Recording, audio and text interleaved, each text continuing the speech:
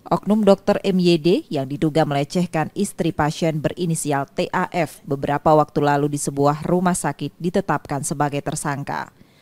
Penetapan status tersangka itu pada 17 April 2024 kemarin, usai polisi melakukan gelar perkara dan bukti yang terkumpul dianggap kuat. Meski ditetapkan sebagai tersangka, namun Dr. MYD tidak dilakukan penahanan karena alasan sejumlah hal. Pekan ini tersangka akan kembali dipanggil untuk diperiksa. Terkait damai antara korban dan tersangka sebelum penetapan status masih dikembangkan dalam penyelidikan oleh tim penyidik Subdit 4 Renakta Ditreskrimum Polda Sumsel. Jadi perkembangannya untuk terlapor ini sudah ditetapkan sebagai tersangka pada tanggal 17 April 2024 dan untuk selanjutnya nanti akan dilakukan pemanggilan sebagai tersangka untuk dilakukan pemeriksaan lebih lanjut. Ini kan ada kabarnya dokter sama korban sudah berdamai.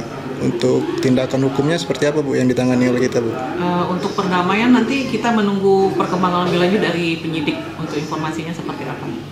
Secara terpisah, kuasa hukum korban membantah telah berdamai dengan tersangka dan meminta polisi secepatnya menahan tersangka MYD dari statusnya tersebut.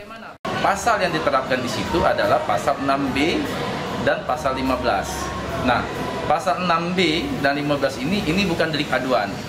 Kemudian di dalam pasal 23 Undang-Undang TPKS, tindak pidana kekerasan seksual, itu memerintahkan bahwa proses pidana mengenai asusila ini tidak dikenal di luar peradilan. Jadi harus selesai melalui proses peradilan, kecuali terhadap pelakunya itu anak. Jadi kalau pelakunya itu anak, bisa dia stop. Tapi dalam hal ini karena dia pasal 6B tidak bisa stop, bukan delik aduan 6B itu.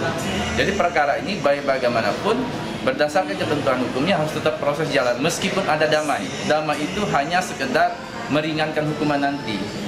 Sebelumnya, pelecehan yang diduga dilakukan tersangka pada korban terjadi di sebuah rumah sakit saat korban tengah menjaga suaminya pasca operasi.